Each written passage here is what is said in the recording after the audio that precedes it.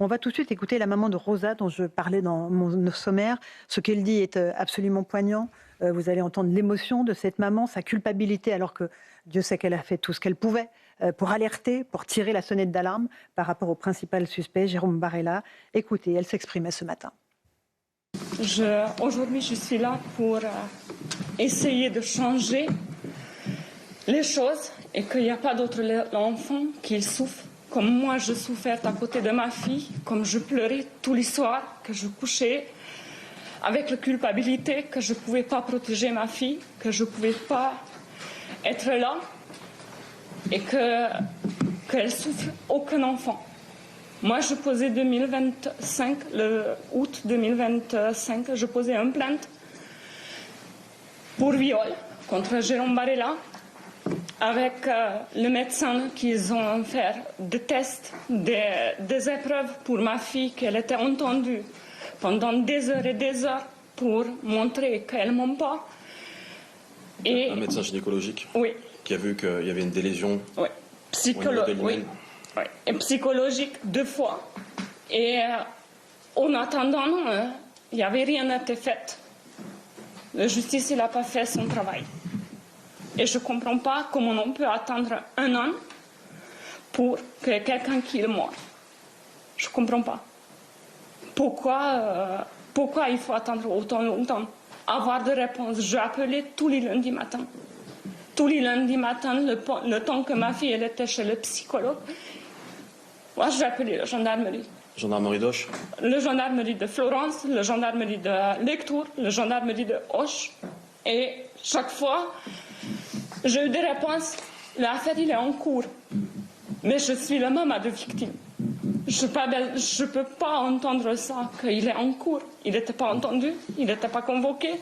Moi, j'ai été entendue 2 fois. Et la dernière fois que j'ai appelé, ils m'ont dit si je continuais à harceler, ils m'ont fait porte-plainte. C'est une réponse? Non. Pour moi, ce n'est pas une réponse. Et aujourd'hui, il y en a, il est mort. Mais je peux le dire qu'aujourd'hui, je me couche avec le fait, si je n'ai pas déménagé, peut-être ça a été ma fille. Qu'est-ce qui s'est passé si je n'ai pas parti d'Auch? Ça peut être ma fille morte. Je n'ai pas de nom. Aujourd'hui, je n'ai pas de nom. Vous aviez un sentiment de culpabilité? Oui. J'ai la culpabilité que je n'ai pas assez fait. Que je n'étais pas à la hauteur en tant que maman. J'ai essayé de faire tout mon possible, mais aujourd'hui, je vois que la justice ne m'a pas suivi. En tant que maman, en tant que victime, en tant qu'il est ma fille, elle est une victime, elle souffre tous les jours. Elle souffre parce qu'elle a vu Liana mourir, elle a entendu dans le journal, et c'est la même personne. Pourquoi elle n'était pas arrêtée? Pourquoi? C'est mon question. Pourquoi il faut attendre 1 an pour arriver là? Voilà pour le témoignage de la maman de Rosa. Pourquoi, demande-t-elle. Eric Nolot, on est saisi par la force de son témoignage, par les questions qu'elle pose. Donc c'est elle qui a été entendue plusieurs fois, sa fille entendue plusieurs fois. C'est elle à qui les gendarmes ont dit on va porter plainte contre vous pour harcèlement. Mais on réalise bien ce qu'on a entendu? Non, mais l'affaire Liana était déjà effarante, mais avec les déclarations de la mère de Rosa, là, on franchit encore un palier, parce qu'il ne s'agit pas de quelqu'un qui va porter plainte sur des bases un peu irréelles. Il y a des constatations psychologiques, des constatations médicales qui attestent la réalité du viol. À partir de là, évidemment qu'on doit prendre au sérieux. Alors non seulement ce n'est pas le cas, ça traîne en longueur, mais elle se fait menacer d'une plainte. Et on ne peut pas s'empêcher de penser qu'il y a peut-être des dizaines de mères qui sont dans ce cas-là, qui ont porté plainte, qui téléphonent à la gendarmerie, on leur répond... les 70 000 plaintes, les 70 000 plaintes qui sont en train d'être réexaminées, Louis Dragnel. Je pense malheureusement qu'on va avoir beaucoup de... pas de surprise pour certains, mais en tout cas les Français vont être extrêmement surpris. Et je trouve qu'il y a quand même un deuxième volet, si c'est tout simplement un volet d'humanité, on se demande mais qu'est-ce qui est grave? Qu'est-ce qui est suffisant pour se dire je vais placer en garde à vue? C'est-à-dire qu'on parle de suspicion de viol sur un enfant. Dans l'échelle de la gravité, je sais pas. Qu'est-ce qui peut pousser un gendarme à dire à une maman je vais porter plainte pour vous contre harcèlement alors qu'elle lui demande où en est l'affaire? Est-ce que vous avez arrêté le principal suspect, Éric Revel. C'est absolument hallucinant, d'autant plus que l'avocat l'avait dit tout à l'heure en direct sur votre plateau, Laurence, mais visiblement, elle a appelé 3 gendarmeries différentes. 3 gendarmeries différentes. Donc là, je pense que l'enquête diligentée par le ministre de l'Intérieur expliquera l'inexplicable. Mais surtout, ce que je voulais dire, c'est que la voix pleine de détresse et d'émotion de la maman de Rosa, c'est la voix en fait de la France. Il y a une colère sourde qui gronde dans ce pays. Alors là, c'est de la détresse et de l'émotion, et on comprend pourquoi, plus de la culpabilité, mais la colère sourde qui gronde dans le pays, elle est incarnée par ce que disait Louis de Ragnel tout à l'heure, c'est la mobilisation des Français devant les tribunaux hier. Louis disait qu'un certain nombre de préfets qu'il avait eu au téléphone n'avaient sans doute jamais vu pareil mouvement de fond dans des dizaines de tribunaux français. Pourquoi ? Parce que, non seulement on touche évidemment à l'enfance, mais aussi parce que, je pense qu'au-delà des considérations politiques, des récupérations politiques, en fait, les Français, monsieur le magistrat, constatent un certain divorce, tout de même, avec l'ensemble de la chaîne judiciaire. Et ce dont on parlait aussi tout à l'heure, mais j'aimerais que vous l'exprimiez, c'est que au-delà des ratés, on appelle ça des dysfonctionnements, moi j'appelle ça un fiasco.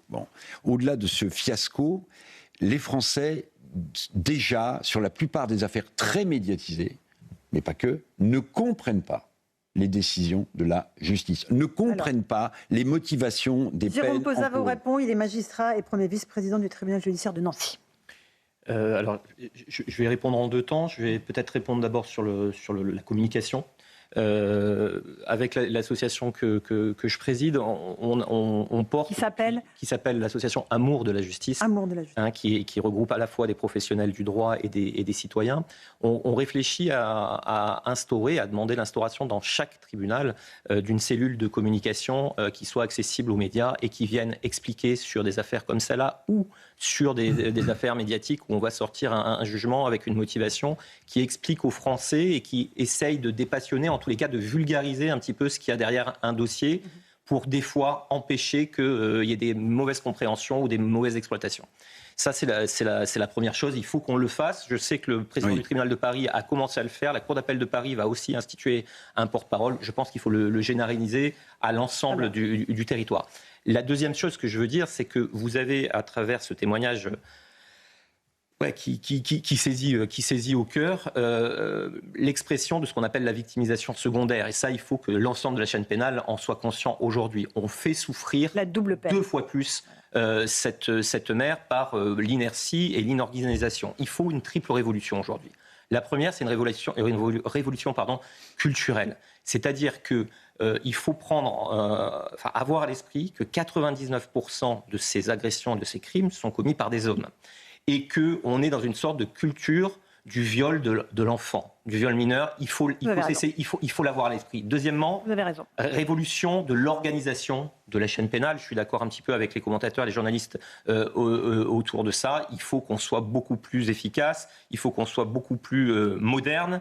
Et puis la troisième révolution, là je suis désolé de le dire, c'est qu'il faut qu'on arrête avec le culte du magistrat généraliste qui peut tout faire. Il faut aujourd'hui spécialiser, mais spécialiser, je suis désolé de le redire, ça va froisser à la fois le garde des Sceaux et le président de la République. C'est encore une fois la question des moyens. Quand on parle d'une enquête, il faut que vous décortiquiez ce que c'est une enquête, comment on fait une enquête, qu'est-ce que ça implique, qu'est-ce que sont tous les actes qu'il faut faire, qu'est-ce qu'est le rôle du parquet, qu'est-ce qu'est le rôle d'un enquêteur, quels sont les actes nécessaires. Quand vous avez entendu que M. Lecornu a dit cet après-midi qu'il voulait que tous les actes d'enquête sur les crimes sexuels sur les enfants soient faits en 3 mois. Alors, on va dire, dans l'absolu, c'est génial. Mais Monsieur le Premier ministre, comment en 3 mois on peut faire avec aujourd'hui l'armement de la chaîne pénale une enquête en 3 mois? C'est impossible et c'est pas vrai. Et ça serait mentir aux Français aujourd'hui de leur dire qu'on peut le réaliser. Donc vous voyez, il y a tout ça à faire. Et malheureusement, je suis désolé pour les familles qui sont endeuillées, mais elle l'a un peu exprimé au travers de son avocat. Il y a quand même cette question de qu'est-ce que peuvent faire aujourd'hui les magistrats, les enquêteurs avec les moyens que la nation leur alloue. Vous avez entièrement raison. On va y revenir dans un instant. On va reparler de cette révolution culturelle que vous appelez de vos voeux. Direction la Charente-Maritime, la commune de Saint-Jean-d'Angély. On retrouve Anaïs Baucher et Olivier Campan. Bonsoir à tous les deux. C'est la commune des grands-parents de Liana Et Anaïs, il y a un rassemblement qui est en train de se dérouler. Expliquez-nous, bonsoir. Bonsoir, oui, absolument. Ils sont plusieurs centaines de personnes à s'être rassemblées sur la place de l'hôtel de ville de Saint-Jean-d'Angélis. Beaucoup sont des habitants de la commune ou des communes aux alentours. Beaucoup sont venus habillés en blanc avec des ballons blancs, des roses blanches et des messages inscrits sur leur t-shirt « Justice pour Liana ». Ils sont venus pour apporter leur soutien à la famille et rendre hommage à la mémoire de Liana. Beaucoup de personnes que nous avons rencontrées se disent révoltées par la situation, très en colère contre les institutions judiciaires. Et d'ailleurs, beaucoup estiment que ce drame aurait pu être évité. Cette marche blanche qui a été organisée par la famille de Liana, qui a passé de nombreuses vacances ici auprès de ses grands-parents qui habitent dans le village voisin. D'ailleurs, cette marche qui débutera dans quelques minutes fera plusieurs arrêts à des endroits qu'elle a fréquentés, comme le collège de la commune où elle a participé à certaines activités lorsqu'elle était en vacances, ou à un plan d'eau où elle aimait beaucoup venir se baigner en été.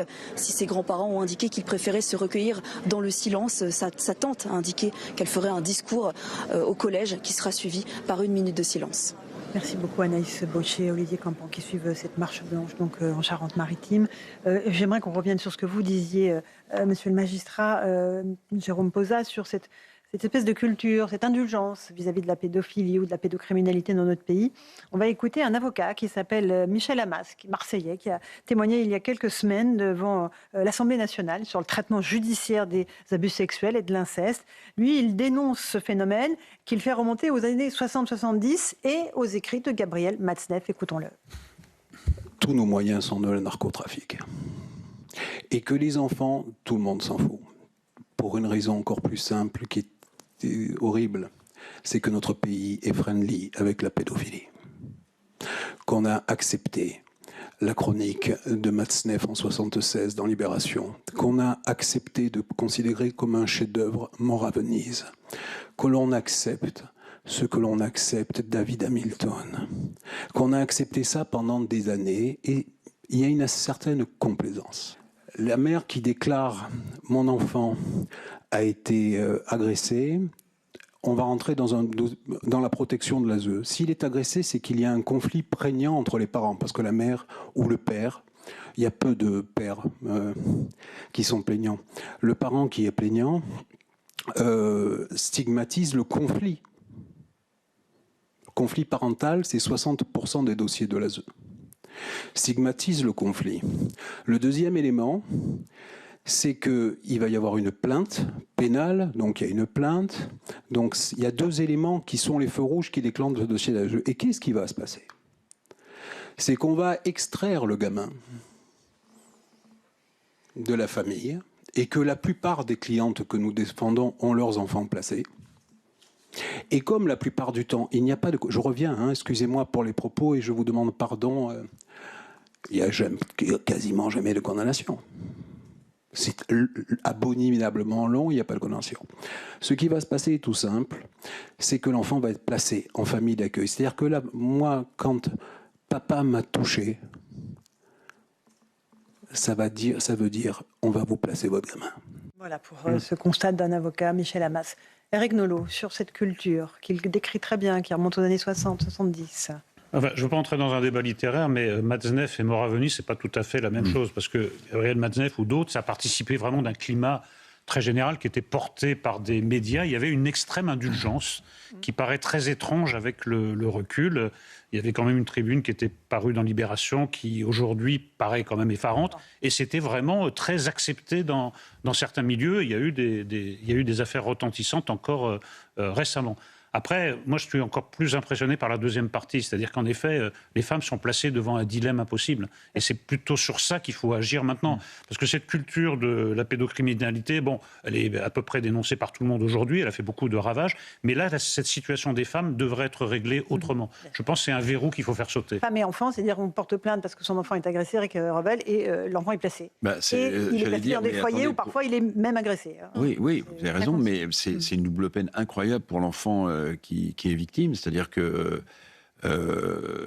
s'il dit ce qu'il s'est passé donc, avec le père, puisque je crois que dans une grande majorité des cas, c'est un homme plutôt qu'une femme, évidemment, le risque, c'est qu'il soit placé dans une famille et que donc il vive à la fois le traumatisme de ce qu'il a vécu, dans son foyer d'origine et qu'il soit écarté et qu'il apprenne à vivre avec des gens qu'il ne connaît pas. Enfin, moi, je trouve ça absolument sidérant.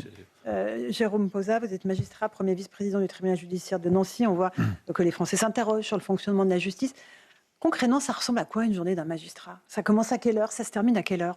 Pour qu'on mesure quelle charge pèse sur vos épaules. Voilà, la réalité de ce que vous faites.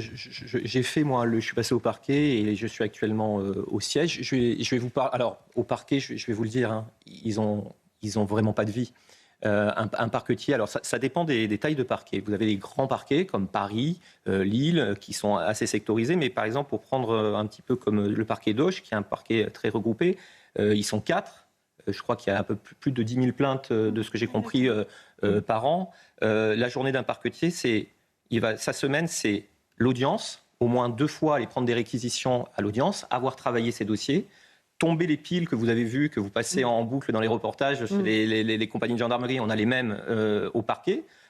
Essayer de motiver pourquoi il prend telle ou telle orientation, et puis ensuite remplacer éventuellement le procureur parce qu'il y a des réunions un petit peu partout. C'est ça aussi qu'il va falloir changer dans la magistrature, c'est-à-dire arrêter de faire des réunions à tous et puis d'envoyer des circulaires, des orientations tout le temps où finalement le judiciaire n'est pas priorisé. Là, par exemple, je vais vous parler de moi au magistrat au siège. J'ai 22 ans de carrière. Je suis coordonnateur, on dit, d'un service, c'est-à-dire je suis chef sans pouvoir. J'ai 6 cabinets de magistrats à chapeauter avec, on va dire, 8 fonctionnaires et 2 attachés de justice. Ma journée, c'est régler à peu près une centaine de mails, visualiser sur le ressort de Nancy, où je travaille, les bracelets anti-rapprochement.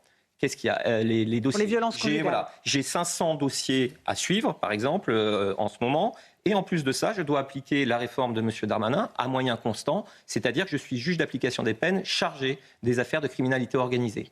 On ne m'a pas donné de nouveaux moyens. C'est une charge qui m'est revenue parce que je suis le plus ancien et parce que je n'allais pas la donner à mes autres collègues. Aucun autre moyen, donc voilà. Et en plus de ça, attendez, et là c'est du bénévolat, c'est-à-dire que la coordination de service, faire les plannings, tout ça, j'ai aucun secrétariat, je fais ça tout seul, la plupart du temps sur mon temps privé, les rapports d'activité que je dois au supérieur, je les fais sur mon temps privé, je suis magistrat référent du pôle violence intrafamiliale, vous voyez, ça ressemble un petit peu à ce que sont, je le fais sur mon temps privé. C'est-à-dire que ce matin, c'est du bénévolat. J'ai fait une formation sur les bracelets anti-rapprochement à destination de tous les greffiers et de tous les magistrats du tribunal. Je le fais alors que ce n'est pas compris dans ma fiche de poste. Et je reviens un petit peu à ce que je disais, comme ça je boucle la boucle par rapport à cette évaluation de la charge de travail. Aujourd'hui, on est évalué sur notre charge de travail par un référentiel officieux qui a été pondu par la Conférence nationale des présidents de juridiction. Un 100% égale 135%. D'accord ? Vous pouvez demander à tous les présidents, ils vous diront c'est vrai. Et je dois être à 160, 170%, 235%. Donc vous voyez, je suis quasiment à 200%. Donc, comme beaucoup de professions, un magistrat, c'est un no-life. Et c'est un no-life qui a peur. C'est pour ça que vous avez très peu de magistrats qui osent parler. Vous voyez, je ne suis même pas syndiqué, j'ai aucune protection. On va me parler de mon devoir de réserve, mais je préfère dire aux citoyens ce qu'il en est. Et c'est un no-life qui a peur. Pourquoi ? Parce que ce qui est arrivé à Liana, ça peut nous arriver tous. Vous voyez, moi, j'ai 500 dossiers. Voilà. 500 dossiers. Alors, 500, en répartissant, mais dans le service, on a à peu près 3000 dossiers. C'est-à-dire des gens condamnés en milieu ouvert qui sont suivis par des éducateurs et par le juge d'application des peines. Il suffit qu'il y ait un problème qui sorte. Et effectivement, ce qui est arrivé à Liana, ça me tombera dessus. Alors, j'espère que, je ne sais pas ce que diront les inspections, mais j'espère que je fais bien mon travail, mais on ne peut pas suivre 3000 dossiers. Mais vous priorisez bien, quand vous voyez qu'un enfant en danger, Mme Ferrari, on priorise, mais quand on priorise, il se peut que le dossier qu'on ait priorisé, celui qu'on n'ait pas priorisé, il peut s'avérer que c'est celui-là où il va y avoir un problème et on me tombera dessus. D'accord ? C'est pour ça qu'aujourd'hui, il faut que les magistrats m'entendent. Il faut vraiment qu'on fasse, qu'on y aille au forceps, mais qu'on ait cette évaluation de la charge de travail. Pour nous, c'est très, très, très important et ça permettra aux Français de comprendre, je ne dis pas de pardonner, puisqu'il y a une révolution de l'organisation de la chaîne pénale à faire aujourd'hui, mais au moins de comprendre, pour de vrai. Hein, et arrêtons avec les chiffres, de se comparer avec l'Allemagne et tout. Essayons de leur dire, voilà ce que c'est un magistrat, voilà ce qu'il doit faire. Est-ce que vous, journaliste, Mme Ferrari, si on vous demandait de présenter 3 émissions dans la journée, qu'on vous enlevait deux assistants, que vous n'ayez plus de commentateurs, vous accepteriez de faire votre travail? Vous diriez non, c'est pas possible, monsieur, c'est pas possible. Je le ferai, mais je sais que ça serait difficile. Voilà. Merci. Et puis je sais que cette question sur la charge de travail des magistrats sera posée ce soir par Pascal Praud à Gérald Darmanin, qui sera l'invité exceptionnel de CNews à partir de 20h45. Merci de ce témoignage, parce que c'est important que les Français comprennent aussi ce qui se passe de l'autre côté, du côté des juges. On entend beaucoup les avocats, on entend moins les juges. Et c'est vrai que ce que vous nous décrivez, ça rend une justice absolument... c'est impossible de rendre sereinement des jugements dans ces circonstances. On est humain. Alors c'est vrai qu'on demande beaucoup plus d'humanisation, mais on est avant tout humain et on n'est pas des robots et on ne peut pas faire...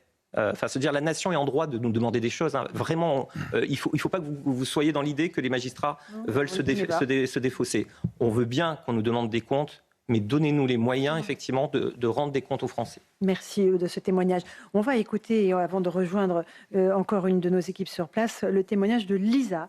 Elle s'est exprimée au micro de Pauline Trefsner et Noémie Hardy. Elle est une victime présumée de Jérôme Barella. Elle a 16 ans, elle l'a côtoyé pendant 2 ans dans un cours de sport et a reçu des messages très déplacés de sa part pendant des mois. Écoutez son témoignage et on rejoindra Pauline ensuite. J'ai fait un signalement de samedi, parce que c'est samedi que j'ai réfléchi, je me suis dit je ne peux pas laisser passer ça. Je le connais, il a trop de choses sur le dos pour que je laisse passer ça. Donc samedi, j'ai appelé la gendarmerie, je leur ai expliqué, j'ai fait un signalement. Et je dois être reconvoquée là prochainement, d'ici 1 ou 2 semaines, pour déposer ma plainte du coup. Après, je me dis qu'ils ont peut-être plus grave aussi à gérer là sur l'instant, même si je minimise pas.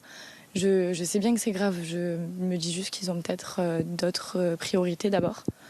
Donc je perds pas espoir. Je comprends pas comment un homme comme ça pourrait être encore en liberté, parce qu'il a fallu que la petite soit morte pour qu'on bouge, pour que les gens disent que c'est pas normal et se rebellent. C'est compliqué en fait, parce que j'imagine le pire et en même temps je suis quand même un peu soulagée parce qu'il m'a rien fait. Mais j'imagine quand même le pire et j'imagine aussi ce que... je pense imaginer ce que les parents ou les filles ont subi et c'est atroce, il me dégoûte. À l'heure d'aujourd'hui, il me dégoûte. Voilà pour Lisa, qui était âgée de 16 ans au moment des faits. Pauline Trefsner, vous êtes avec Noémie Hardy à Florence. Bonsoir à vous. Le témoignage que vous avez recueilli est très fort, en exclusivité. On voit que les langues se délient, que les jeunes filles parlent. Elles sont absolument horrifiées par ce qui s'est passé pour Liana. Et c'est toute une commune, toute une région qui est sous le choc, Pauline.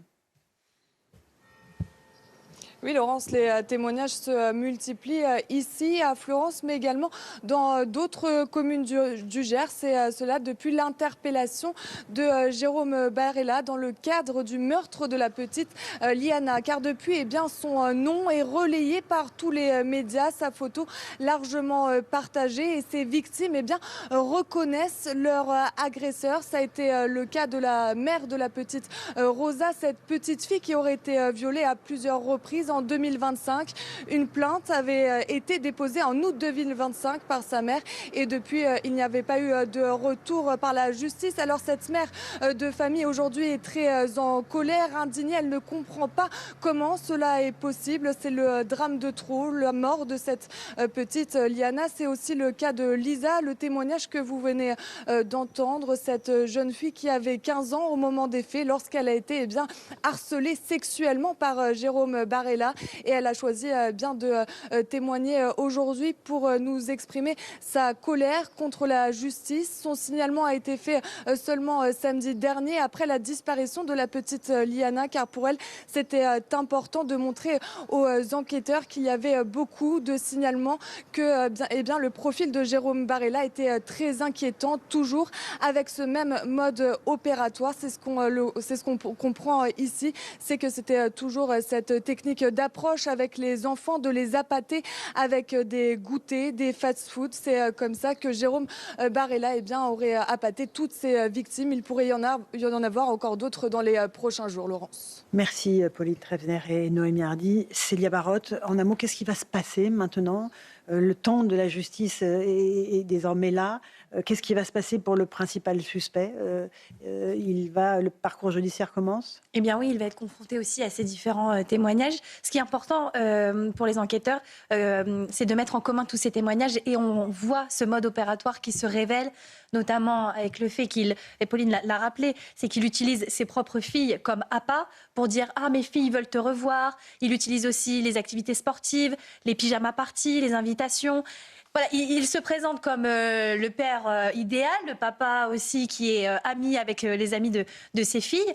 Et au final, on va découvrir son mode opératoire, on va aussi comprendre comment il a pu aussi approcher Liana, aussi comprendre peut-être ce qui s'est passé le jour du drame, comment il en est arrivé à la tuer, si bien évidemment tout est bien regroupé.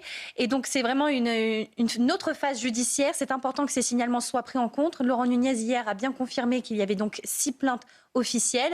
Et donc c'est un chiffre qui va sûrement augmenter avec tous ces témoignages. Et c'est important de montrer aussi qu'aujourd'hui, la parole se libère. Il ne faut pas que les victimes présumées culpabilisent. Même encore aujourd'hui, leur parole est importante. Bien sûr. Et les obsèques de Liana sont prévues vendredi. Vendredi, et évidemment. Jérôme Posa, on voit que c'est quasiment un système de prédation qui a été mis à l'œuvre. C'est là-dessus que vos collègues vont enquêter, j'imagine, désormais. Je pense. Donc là, ça va être le magistrat instructeur qui va, et j'imagine qu'il va y avoir un recollement des plaintes, puisque là, je découvre avec vous cette nouvelle plainte.